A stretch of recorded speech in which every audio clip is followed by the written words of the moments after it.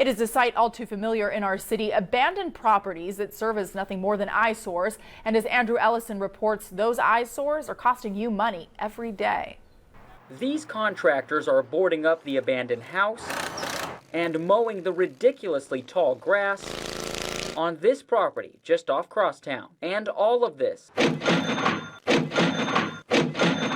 is costing you. It's going to cost probably $500 to $700. Captain David Blackman is talking about $500 to $700 tax dollars. He's in charge of the city's code enforcement department, and it's their job to fix properties like this when they become safety hazards.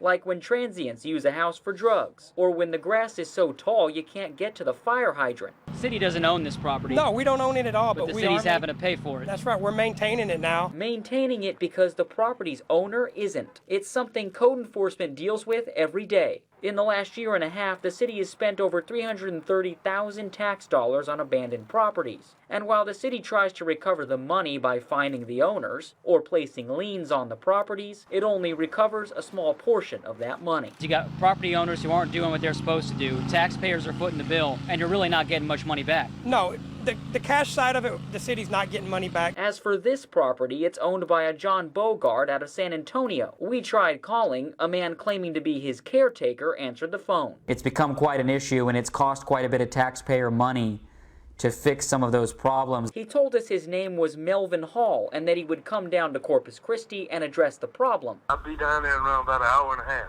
It took him a lot longer than an hour and a half, so we asked if he would meet us at the property the next morning. I guess he's not coming. He never showed up. And while he blew us off, his boss can't avoid code enforcement. He's facing citations for litter, overgrown grass, and solid waste. He can be cited daily for this, so you know, obviously we're cleaning it now. If we come back in 3 weeks and the grass is growing again, which with the weather we're having it will be, we will be sending him another citation. Another citation for him, but until he pays, if he ever does, it's just another bill for you.